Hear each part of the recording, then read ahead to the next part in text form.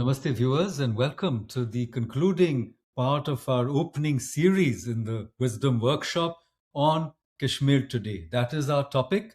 And Rakesh ji has just come back from Kashmir, and he has a deep historical, cultural, civilizational, spiritual understanding of Kashmir, of course, being a very eminent Kashmiri Pandit himself, and the grandson of Pandit Gopi Krishna, no less. But that's a different conversation. But the important thing is he's a community elder and leader of the Kashmiri diaspora. And we've just heard, you know, my curiosity was this whole question of, KPs being such a small group of people that they're not a vote bank. And so the question was how to exert influence on power so that you can make change on the ground. And I think, Rakesh, you've really laid out a very profound plan of what we can do ahead. But let me ask you to begin with a very simple and straightforward question. You've clearly said that, the benchmark, the yardstick, the touchstone of how things are, of normalcy in the valley, are not all these political statements and media hype, but how safe Kashmiri Pandits feel. How safe did you feel? Okay. So first, I'm a very honest person. And when it comes to the benchmark, that was not me speaking it. I had met Mr. Advani, who now is sort of in the footnotes of history, but at one time was a leader of India. And we had gone to meet him, and I had shared the story of the travails of the Kashmiri Pandits when the media wouldn't cover it. And I will never forget. And he looked me straight in the eye and he said to me, Kaul Sahab, what happens to Kashmiri Pandits will be the litmus test of the idea of India. So I have never forgotten his words that it's not Kashmiri Pandits as a vote bank or a minority community we are dealing with. It is we are dealing with the idea of India. Are there going to be parts of India where the idea of India will not exist and will be killed? That's the question. And that's a question every Indian should ask itself. And a question that every Kashmiri who has the stain with respect to, are they upholding the idea of India? Or they are upholding the idea of Arabia or the idea of Pakistan or whatever misguided thinking they have. So I think there has to be a hard conversation on that. There has to be a hard conversation on that. But let's proceed, if you don't mind repeating your the question, and I'll address that. Just could Yeah, you I repeat mean, that again, please? I cannot say how How important safe it. did I feel? Yeah, no, I How safe? wanted to say, just to reiterate, Lal Krishna Advani, Oh, please, viewers, remember that he was the leader of the BJP after Vajpayee ji took voluntary yeah. retirement. Of course, the BJP lost, India Shining. They lost an election in 2004, and they lost another election in 2009. The 2009 election, I mean, the fight on the BJP NDA side was led by LK Advani ji. But exactly. So, and don't forget that Advani ji himself came from Sindh. And the Hindu Sindhis, what happened to them? They lost the country, you see. So we can't let that happen over and over again. These cycles of partition. And you're absolutely right. It's not Kashmiriyat we're talking about. We're talking about saving India. So thank you. Thank you for putting that on the board. But I wanted to ask you, how safe did you feel? And I mean, we know that your trip was not just spiritual tourism, which has somehow become such a big buzzword with Ayodhya and, Kashi and so forth. Important as these things are, how safe did you feel? Okay. So first, one has to be objective and give credit where credit is due, which is, as a student of Kashmir, I have to say that the government of India, the LG, the armed forces, and most importantly, let's not forget Jammu Kashmir police, which is literally 99.999% Kashmiri Muslims. Muslims. So Correct. let's not forget there are nationalists laying down their life for the idea of India for 12,000 rupees a month, right? So they have, it's very visible that they have figured out how to create a security grid architecture that is not overbearing, which it used to be at one time. It's not even that visible, but it's there. And so, within what is humanly possible, within what reflects learning, within what reflects best practices, they have really created a security architecture that tourists can go freely. And I would say, by all means, Indians should go there and enjoy Kashmir. So, by all means.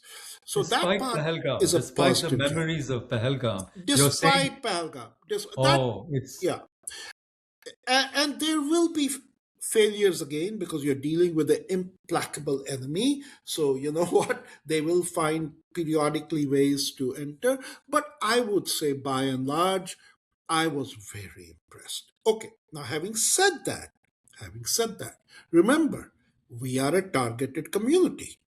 We have a bullseye in our back.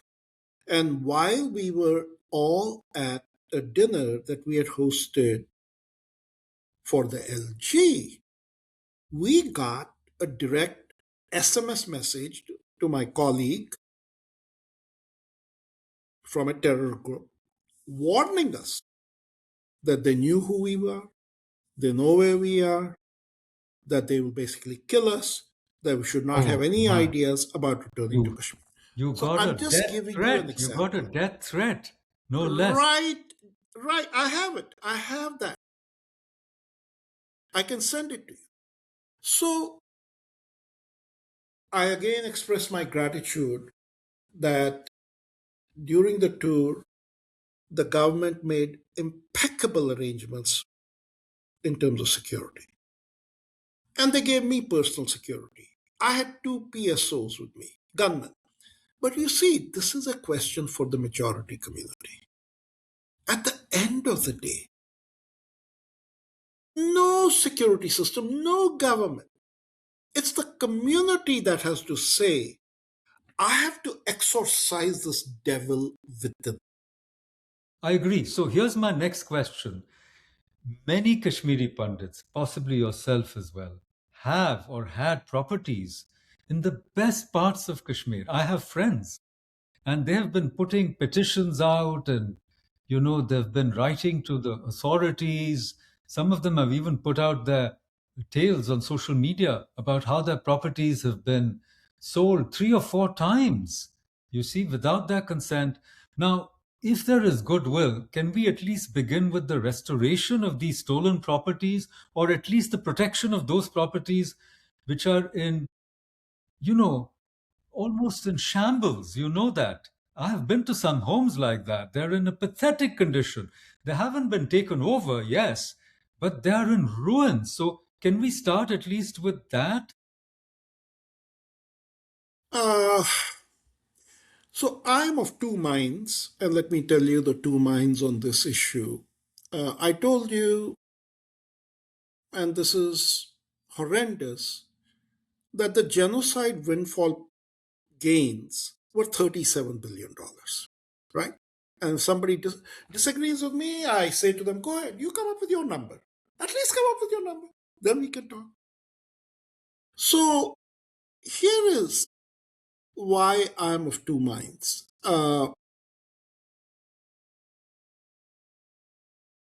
Virtually all of the assets of the Pandits, the word to use is distressed. They're distressed assets. They were distressed assets in the sense they're being encroached. They're distressed assets in the sense that 90% of land records were changed after the Exodus.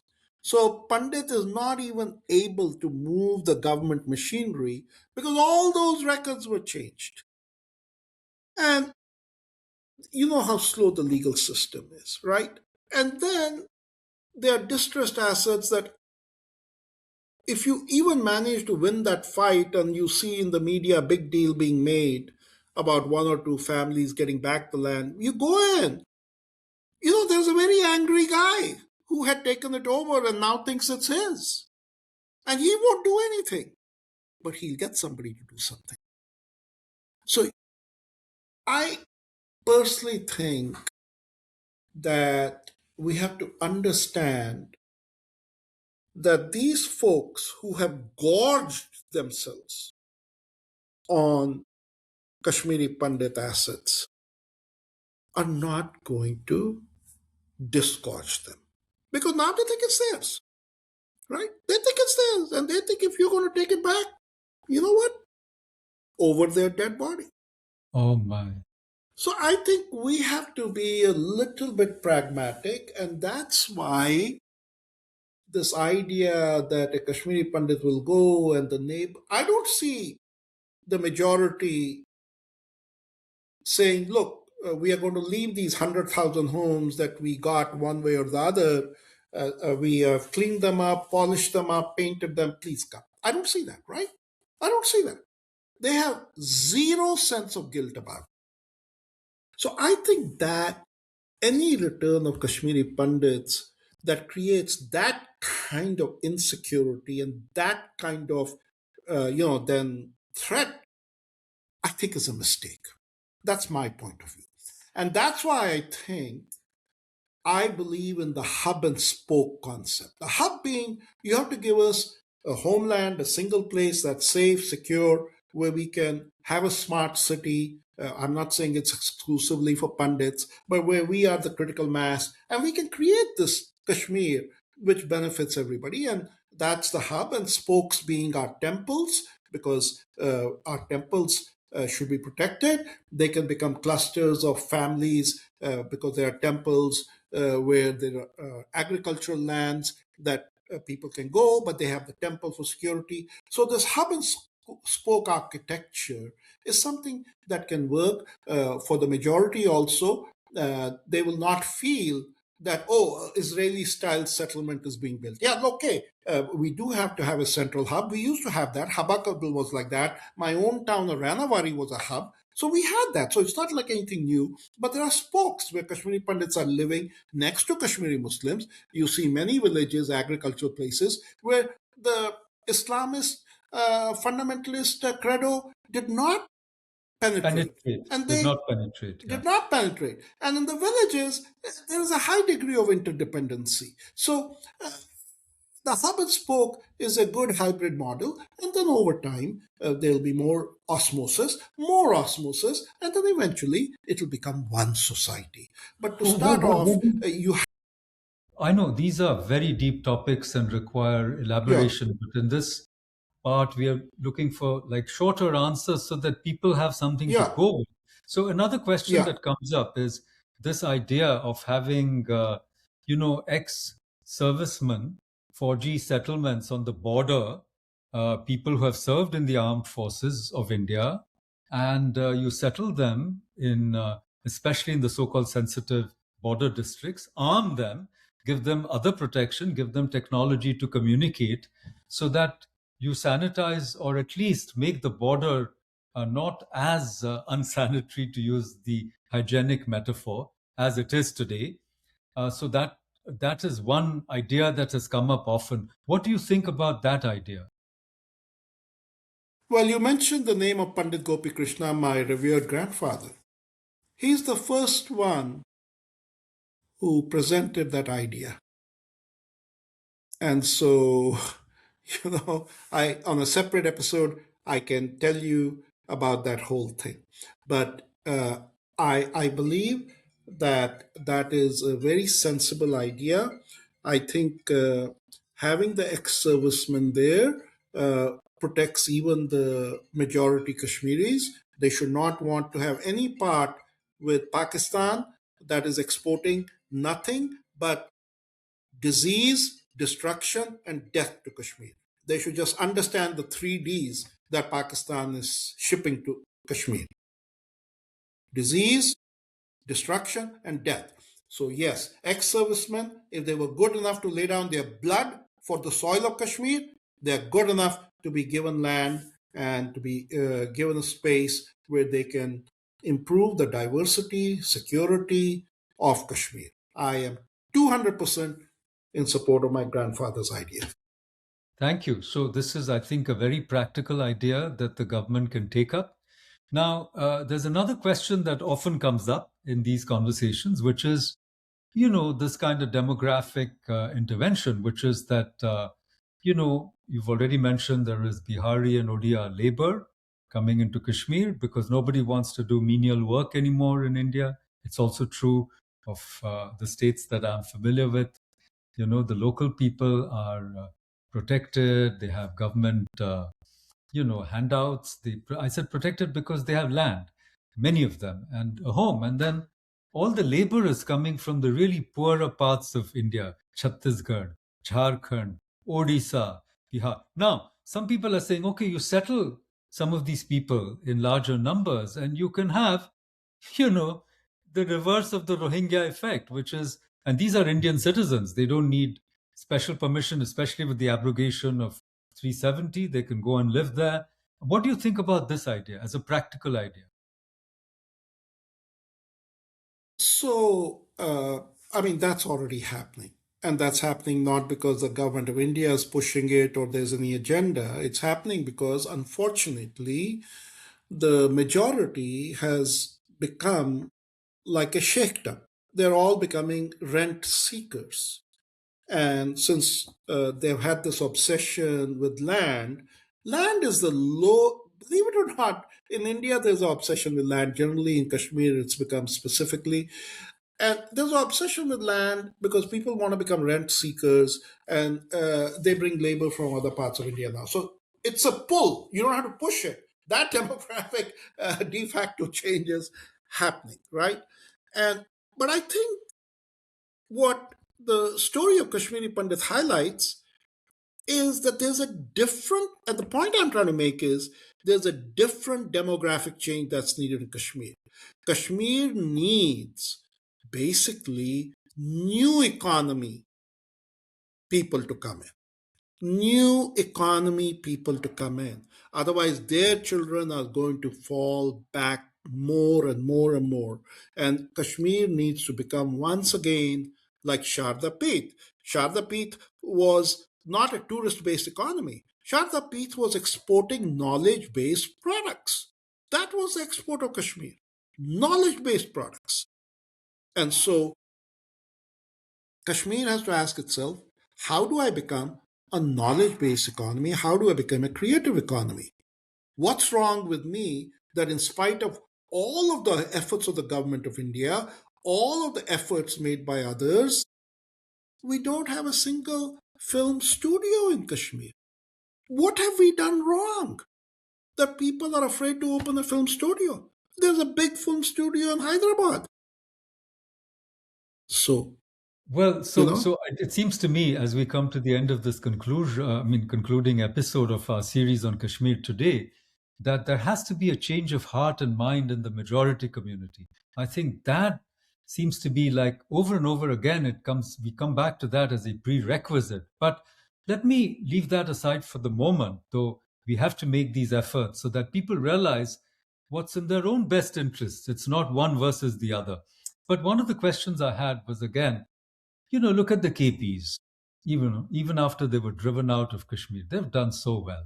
You know, the government, as a way of appeasement, or call it what you will, they place them in. I mean, at least I know in my professoriate, in JNU we accommodated, without the normal selection process, some KPs who had been displaced. They got jobs, and that happened in many parts of India. And believe it or not, I mean, I would believe it, they've done so well, and many of their children are now abroad. So when I talk to my friends who are settled, whether they are settled, in Delhi or in Hyderabad or Bangalore or Pune, most of them don't want to go back. And the reason is what you've given us. There is no economic activity to note in Kashmir. And as you rightly said, I have Kashmiri Muslim friends. Their children want to leave Kashmir. I mean, they're sick of all this, as you call it, the Sharia ideology. They want to be free. The girls don't want to go back. They want to get married and not return to Kashmir. So we're dealing with a bigger problem. And you've got, as usual, such a high benchmark. You want to bring Sharada Peeth alive once again. You want to make it a knowledge economy once again. Now, from the KP side, let's just go with your hub and spoke idea just for a moment. Suppose you got a secure economic zone, special economic zone, let's say, with good connectivity. Whether it's in Jammu or Kashmir, I mean, it has to be in Kashmir, but still, maybe near an airport, whatever. And, there is security because you can secure a smaller premise. We know that, you can guard it, whether or not the society outside is, happy with it. Though there are new risks, a drone can bring down, you know, a so-called secure campus. So things are changing. But the question is, suppose we had this. You said you can build a wonderful medical facility, there. Do you think KPs will invest, will come back, or will want to own a piece of this paradise regained? Is it practical when actually people want to leave Kashmir? Do you think an enclave or a hub and spoke model will, not fall flat? That's my real question. So again, when one looks at the evidence, ever since the removal of Article 370, I'm very hard-headed. I'm data-driven, right? Not don't make up pie in the sky. When you look at the removal of Article 370, you see that Kashmiri Pandits have now started going into Kashmir. They are building hotels. They are uh, uh, investing in other business ventures. You'll be pleasantly surprised that when the government decided to auction the iconic Centaur Hotel property, which is on Dal Lake, Yeah, I've the stayed there. Kashmir, It's such a yeah, beautiful stayed there. property. Wow, that's news to me. Yeah, Thank you. yeah. When they decided, a very close Kashmiri Pandit protege of mine put a bid in it. Now, of course, Leela Hotels ended up buying it, but he put a bid in Oh, it. So I can tell you another Kashmiri Pandit friend who I have great respect for. During all of this trouble, he has been building micro hydroelectric power plants, micro hydroelectric power plants in Kashmir. And so I asked him a question. I said, how many of these can you build in Kashmir and help India and make Kashmir into a power surplus state? His answer was infinite. And I said, okay. I connected him with somebody who's very wealthy. In fact, the gentleman that I told you about in an earlier episode, who's worth 3.2 billion. Let's hope they reach a meeting of the minds. I don't know. But what I'm trying to say is Kashmir has so much wealth creating potential. Why would I not want to look at it? But if the risk return characteristics are such, then we say, no, in a competitive world, I'd rather put my money and my time somewhere else. You give me peace in Kashmir, you give me safety in Kashmir, and then you watch. Suddenly, Kashmir's return will be attractive not just to the Pandits, not just to Indians, but to the world. But that only the majority can determine that. And the majority needs to recognize this Shariat vision, which was disguised by the politicians in political slogans of autonomy or independence or whatever nonsense.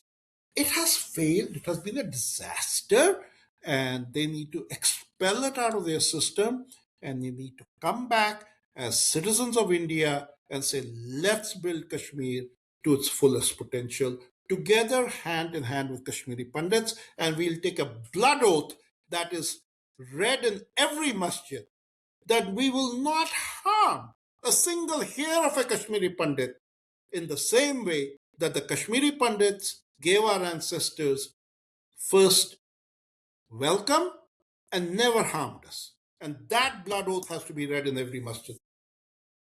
well, it is if not a tall order, certainly a very high aspiration. And we always have high aspirations because we are the wisdom workshop. But I want to end by one extremely important point that I hope that everybody listening to our podcast is going to absorb and take to heart, especially the powers that be, that please do not try to find solutions in Kashmir without the Kashmiri Pandits. Please do not try to bypass them, go over their heads. Please recognize them as stakeholders, as partners, as friends, and in fact, as guides. So, with these words, thank you, Rakesh ji. Thank you for your time and for your words of wisdom, and hope to see you soon. Thank you and namaste.